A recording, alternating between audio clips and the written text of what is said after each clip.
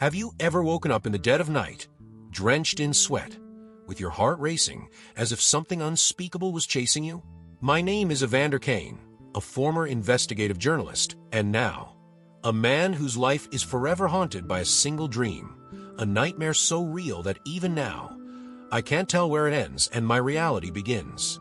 It started like any other dream, but quickly became something far darker, far more twisted. What I'm about to share with you isn't just a story, it's a warning. This is not for the faint of heart. If you dare to continue, you'll soon understand why the line between dreams and nightmares can sometimes be fatal. But before we dive in, if you're new here, make sure to hit the subscribe button and like this video. The stories I tell are not just for entertainment. They're for those willing to face the truth lurking behind their worst fears. What follows is no ordinary dream. Imagine being dragged into a carnival that shouldn't exist, a place filled with lights that flicker like dying stars, and laughter that cuts through the air like a knife. It all feels so vivid, so wrong, yet you can't wake up. The deeper you go, the more it consumes you. And once you're in, there's no guarantee you'll come out. What I saw, what I felt in that dream, it changed me. Even now, every time I close my eyes, I can still hear the calliope music playing, slow, distorted, echoing in the back of my mind like a lullaby from hell. You may think this is just another tale of a bad dream, but trust me when I say, it's far worse. It's not just in your sleep that the nightmare holds power. Sometimes it lingers, watching, waiting to pull you back in. So, before we go any further, ask yourself, are you ready to know what happens when nightmares become real? If so, stay with me. What you're about to hear might change the way you sleep forever. As we unfold this harrowing tale, you'll find yourself gripped by fear, unable to look away. The lantern that vanished was just the beginning, and what happens next will chill you to the core. If you think you're ready, stay with us until the end, because what we reveal might just be the nightmare you never wanted to face. Before we dive deeper, hit the like button, subscribe to Sinister Stories, and share this video with those who dare to explore the unknown. But be warned, once you hear this story, you'll never look at rivers the same way again. The darkness is real, and it's waiting.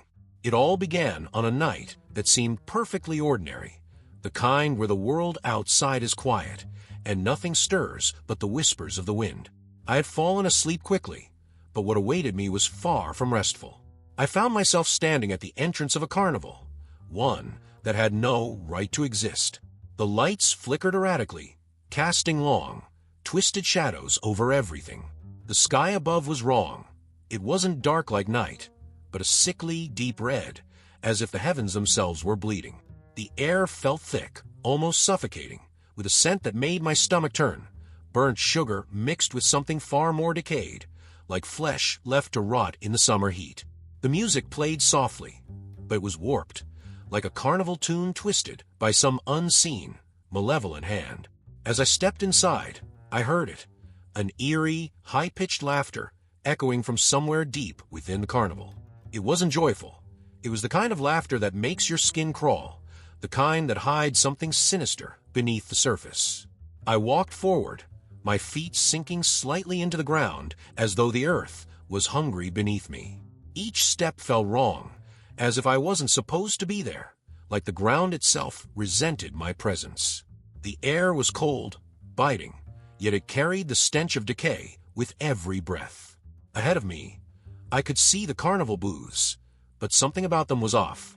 The games looked abandoned, yet pristine, their prizes untouched, staring back at me with hollow, glassy eyes. The stuffed animals hanging from hooks seemed alive somehow, their twisted grins too wide, too sharp. I could feel eyes on me, unseen, watching from the shadows, waiting for something. But what? Every hair on my body stood on end as I realized that this place wasn't a dream. It was something darker, something much older, and much more dangerous than a simple nightmare. In the distance, I saw a carousel, its horses painted with faded, chipped colors. But they weren't moving, not like they should. They were frozen mid-gallop, their eyes wide and lifeless. And then, as I took another step closer, one of the horses shifted. Slowly, its head turned toward me, its mouth opening slightly as though it wanted to speak. My heart pounded in my chest as I stumbled back, the sound of footsteps behind me growing louder. But when I turned, there was nothing there, just the endless maze of dark tents and flickering lights. A deep, gnawing fear took hold of me as I realized that this wasn't just a dream. It felt too real, too suffocating. The smell, the cold, the feeling of being watched, it all overwhelmed my senses. I had the growing sense that I was not alone in this carnival, and whatever was here with me, it was not human. As I ventured deeper into the carnival, the air grew colder, the kind of cold that seeps into your bones, making your breath come out in ragged, trembling clouds. The eerie silence between the distorted notes of the calliope music was broken only by my own heartbeat pounding in my ears. The ground beneath me shifted unnaturally, as though it were alive, pulsating with every step I took. I couldn't shake the feeling that I was being followed, yet every time I looked back, there was nothing. Just the endless, suffocating darkness and the flickering carnival lights that seemed to dim with each passing moment. The strange things I noticed before became worse. Objects moved when I wasn't looking. I could swear that the stuffed animals hanging from the booths would change positions, their heads turned to follow my movements. A booth that had been empty moments before now had a row of clown faces staring back at me, their painted smiles wide and cracked. Their eyes glinted in the dim light, hollow and lifeless, yet filled with an uncanny, malicious intent. I walked faster, the laughter echoing in the distance, growing louder, mocking me.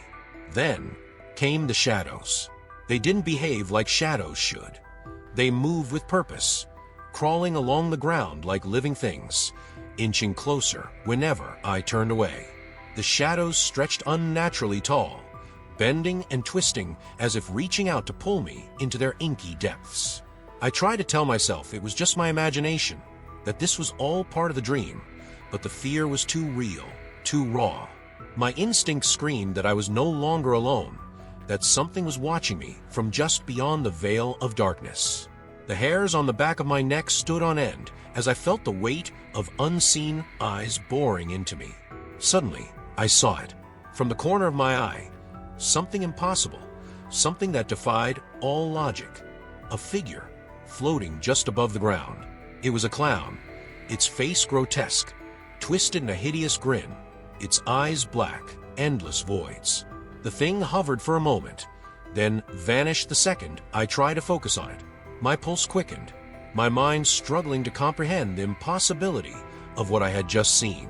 But there was no time to process it, because that's when I heard it, a soft creaking sound, like the hinges of a door being opened ever so slowly. I turned, and there it was, a door, half hidden by the shadows, slightly ajar.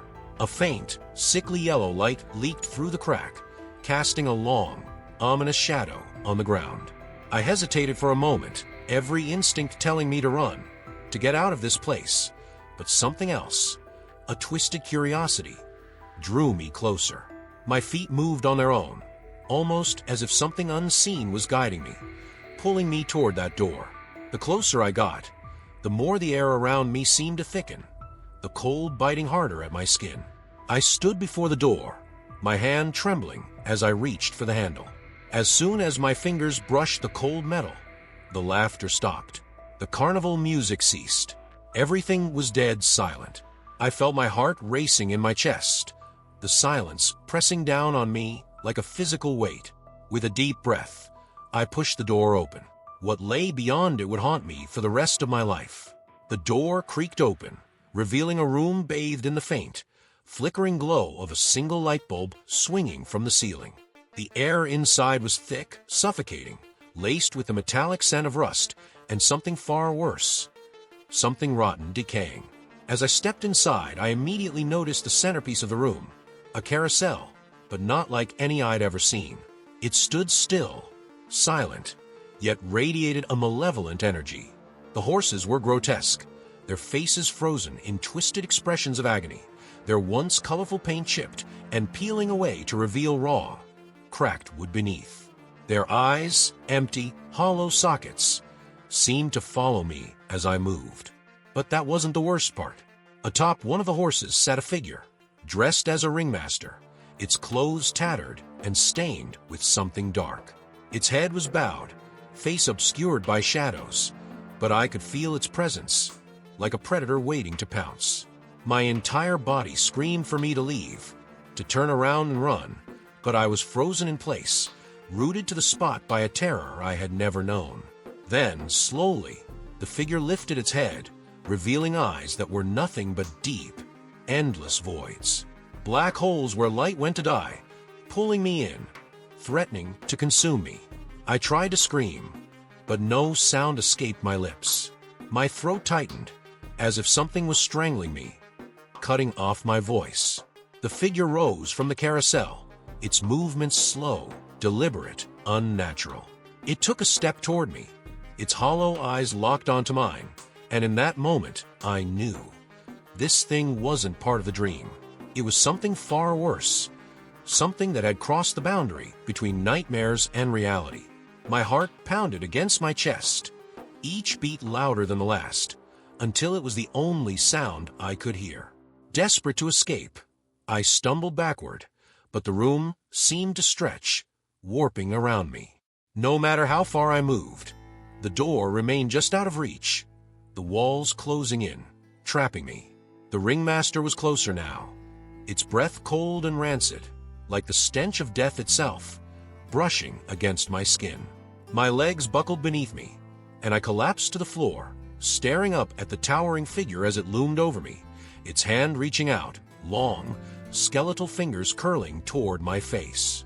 In my final moment of terror, I did the only thing I could. I shut my eyes, praying that when I opened them, I would wake up, that this nightmare would end. For what felt like an eternity, I remained in the dark, my body trembling, heart racing. And then there was silence. No footsteps, no cold breath on my neck, no suffocating presence. Slowly, cautiously, I opened my eyes. I was no longer in the room. I was back in my bed, drenched in sweat, gasping for air, my heart still pounding in my chest. I glanced around, disoriented, struggling to shake the lingering fear. But something was wrong.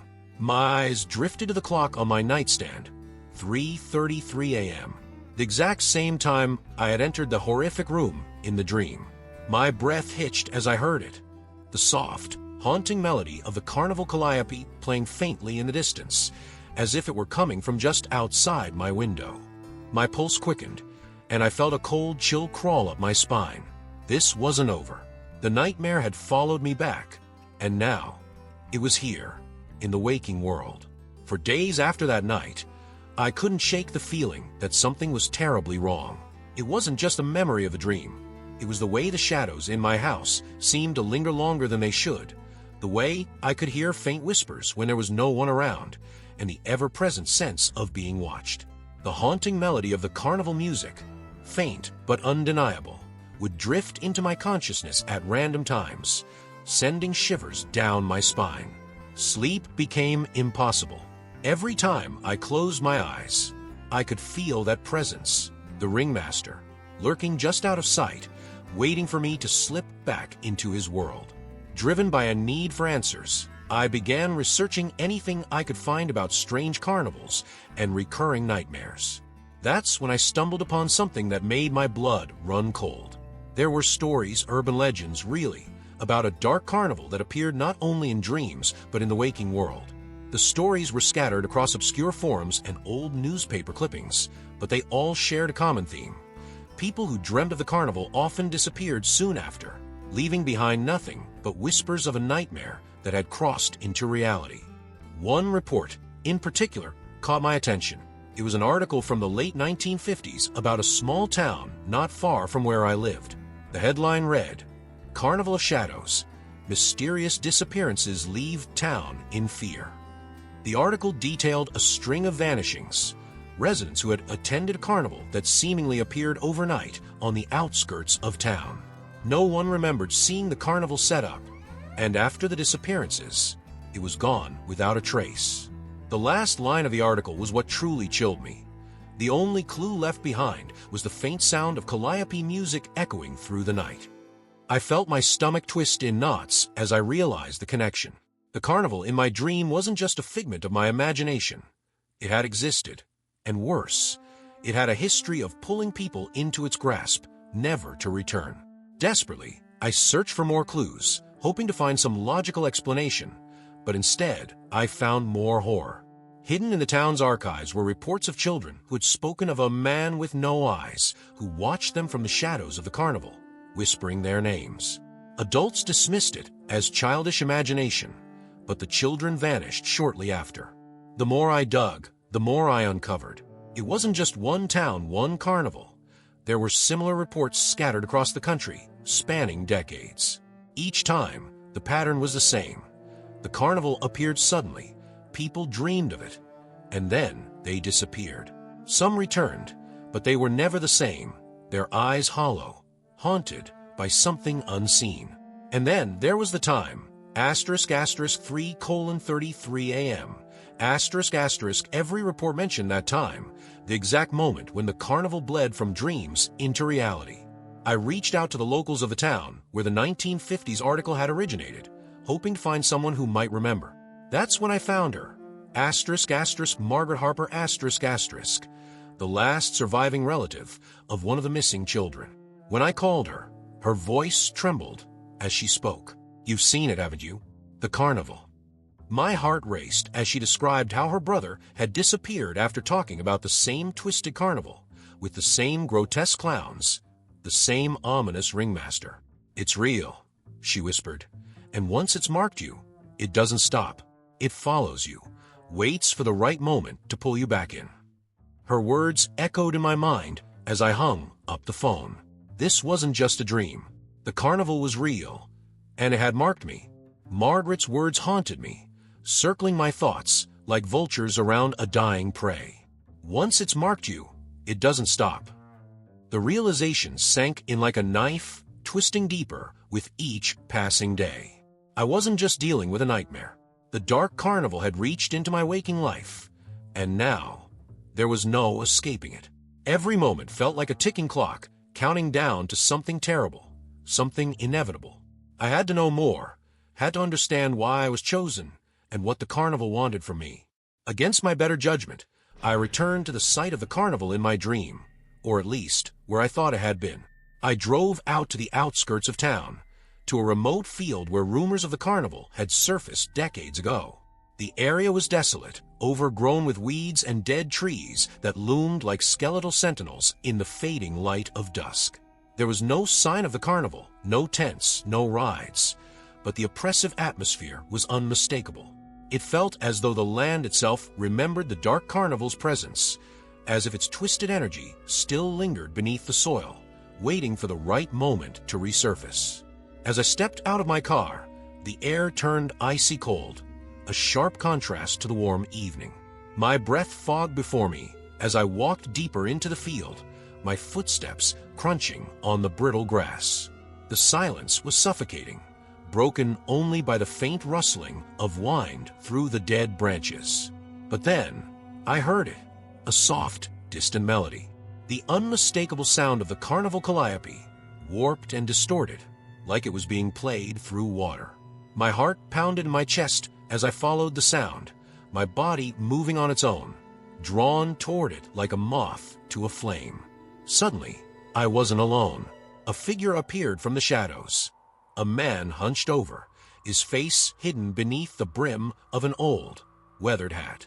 His clothes were ragged, as if he had been wandering for years. He moved with a limp, each step slow and deliberate. When he finally spoke, his voice was hoarse, barely more than a whisper. "You shouldn't be here." His eyes, sunken and hollow, bore into mine with a look of both fear and resignation. His name was Jonah, and he had been searching for his brother, who disappeared after dreaming of the carnival decades ago. Jonah had experienced the same nightmare, the same twisted carnival, and it had marked him too. He told me that he had been drawn to this place, just as I had, but unlike me, he never escaped. For years, he had lived in fear, always looking over his shoulder, waiting for the carnival to come back for him. He warned me that it wasn't over. "They always come back," he said, his voice trembling. "They're waiting for the right moment, and when it happens, there's no escaping them." Jonah's words filled me with a dread so profound it made my bones ache. I wasn't just dealing with a nightmare that bled into reality. I was dealing with something far older, something that preyed on fear and desperation. As we talked, the shadows around us seemed to grow darker, stretching impossibly long, twisting and writhing like living things. I could feel them closing in, inching closer with every passing second. Jonah noticed it too. His breath quickened, and he stepped back, his face pale with terror. "It's happening again," he muttered under his breath. "They're coming." Panic surged through me as the calliope music grew louder, more distorted, echoing through the dead trees like a mocking lullaby. I could feel their presence, the carnival workers, the grotesque clowns, the ringmaster, all watching from just beyond the veil of reality, waiting for the right moment to strike.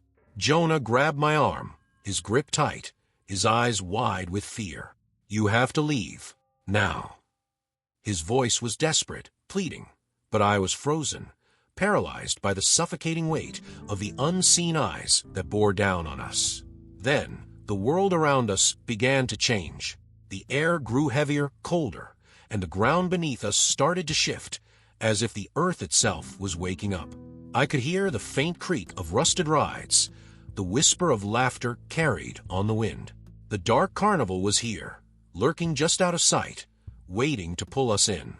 Jonah's grip tightened, and he whispered one final warning. "Whatever you do, don't look back."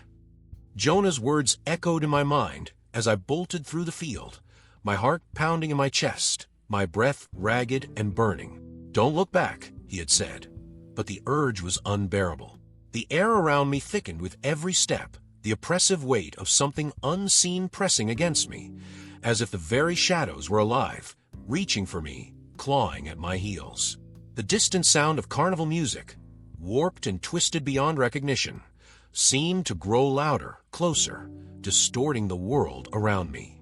My every instinct screamed to flee, but no matter how fast I ran, it felt like the carnival was pulling me deeper into its grasp. The field stretched impossibly far, far longer than it should have. The trees seemed to blur and warp, bending at unnatural angles. And then, out of nowhere, I saw it. A tent, torn and tattered, with the same sickly yellow light spilling from its seams. My body moved on its own, drawn toward it despite every ounce of fear coursing through my veins. As I neared the tent, I felt a presence, cold and malevolent, growing stronger, watching, waiting for me to step inside. I hesitated at the entrance, knowing that once I crossed that threshold, there would be no turning back. With a deep breath, I pushed through the heavy, moth-eaten fabric and stepped into the tent. The world shifted around me, and suddenly, I was no longer in a desolate field. I was back in the heart of the Dark Carnival, but it was different now.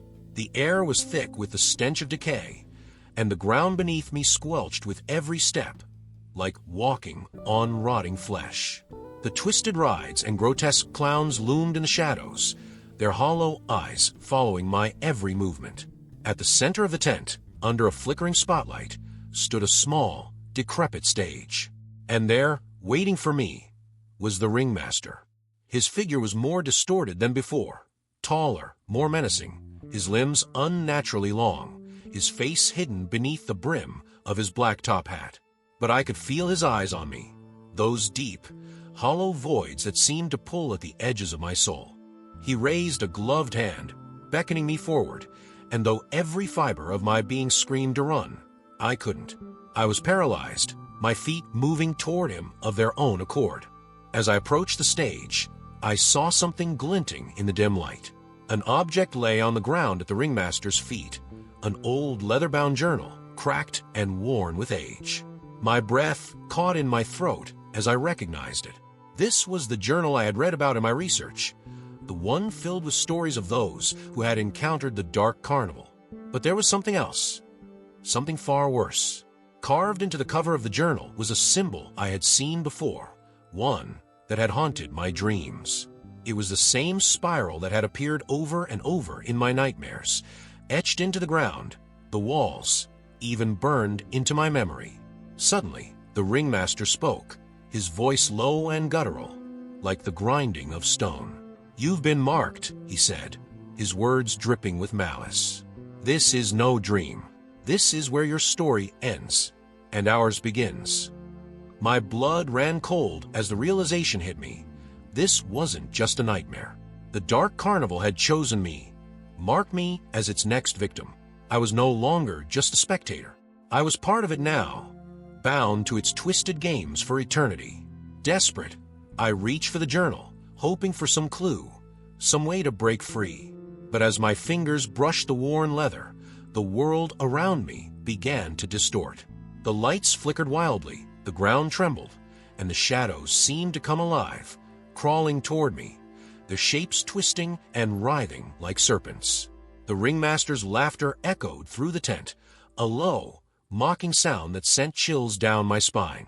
In a final, desperate act, I ripped open the journal and flipped through the pages, my hands trembling. But what I found inside wasn't what I expected. The pages were blank, except for one, a single entry scrawled in jagged, erratic handwriting. It read, "The only way out is to make a choice. Sacrifice your soul or someone else's." My heart pounded in my chest as the meaning of the words sunk in. I was trapped in the carnival's game, and the only way to escape was to condemn someone else to take my place. The ringmaster's voice cut through the air like a blade. "Choose, or the carnival will choose for you." His hollow eyes bore into me, and I realized with growing horror that I had no choice at all. I had been marked, and now, the Dark Carnival was demanding its price. The shadows closed in, the air thick with dread. The twisted figures of the carnival loomed around me, their grotesque faces sneering, waiting for my decision. I stood frozen, my mind racing, my body trembling with fear. What was I supposed to do? Could I really sacrifice someone else just to save myself? The ringmaster's voice echoed my mind, cold and unforgiving. "Choose." But before I could make my decision, the world around me dissolved into darkness, and I felt myself falling, spiraling into the void. I woke up in a hospital bed, disoriented and drenched in sweat. The sterile white walls and the faint beeping of the heart monitor felt like a cruel contrast to the suffocating darkness I had just escaped. Or had I? My body was shaking uncontrollably, and my throat was dry, as if I had screamed for hours. The nurses told me I had been found unconscious, lying in the middle of an abandoned field. No one could explain how I got there or why I was in such a state of shock. They assured me it must have been a panic attack, maybe a hallucination, but deep down I knew the truth. The carnival had found me, and it wasn't finished with me yet. The doctors couldn't explain the strange markings on my skin, either. Small, spiraling symbols etched into my arms and wrists, like burns, identical to the ones I had seen in the journal, the ones that haunted my dreams. I tried to tell them what happened, about the ringmaster, the carnival, the nightmare that bled into reality, but they only looked at me with pity, their eyes filled with disbelief. To them, it was nothing more than the ravings of a traumatized mind. But I knew better. This wasn't over. In fact, I feared it had only just begun.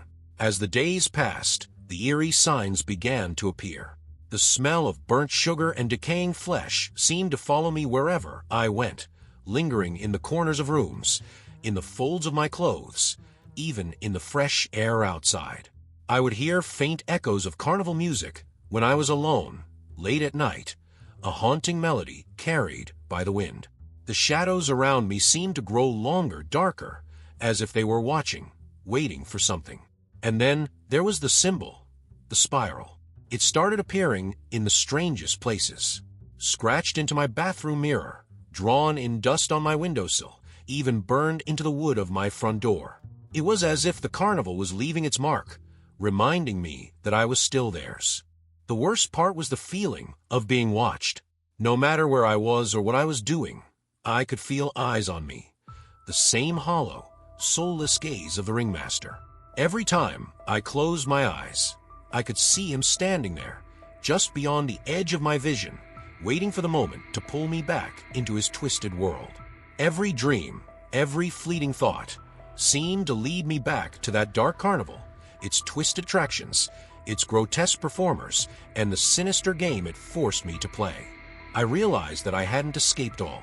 The carnival was inside me now, lurking in my mind, controlling the very fabric of my reality. I became obsessed with the journal, reading and rereading the single cryptic entry that haunted me. The only way out is to make a choice. Sacrifice your soul, or someone else's. I didn't understand what it meant at first, but as the nightmares grew more vivid and the signs more persistent, I began to realize that the carnival wanted more than just fear. It wanted a life, a soul. I was faced with an impossible choice. Could I really sacrifice someone else to free myself from this nightmare? Could I condemn another person to take my place in the carnival's twisted game? The guilt gnawed at me every waking hour, and sleep offered no escape. The ringmaster appeared in every dream, his void-like eyes boring into me, whispering the same command: choose.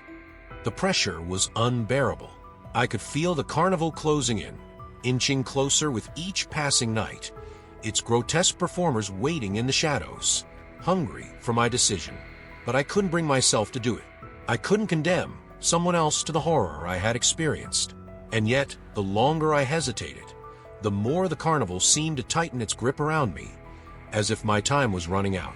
One night, I woke to find the spiral symbol carved into my chest, deep and raw, as if someone, or something, had etched it into my flesh while I slept.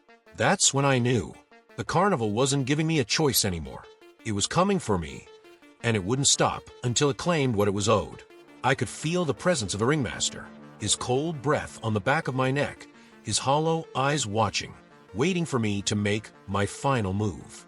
But what was I supposed to do? How could I escape a nightmare that had already consumed me? And then, in the quietest moments of the night, I heard it again. The haunting calliope music, faint but unmistakable, drifting through the air like a ghostly reminder. I stepped to the window and peered out into the darkness, my heart pounding in my chest. In the distance, I saw it, the faint glow of the carnival lights, flickering like dying stars on the horizon. The carnival was here, waiting for me, calling me back to where it all began. I know what you're thinking. Was it just a dream, a hallucination, or am I losing my mind? But the truth is far more terrifying. The Dark Carnival is real, and once it marks you, it never lets go.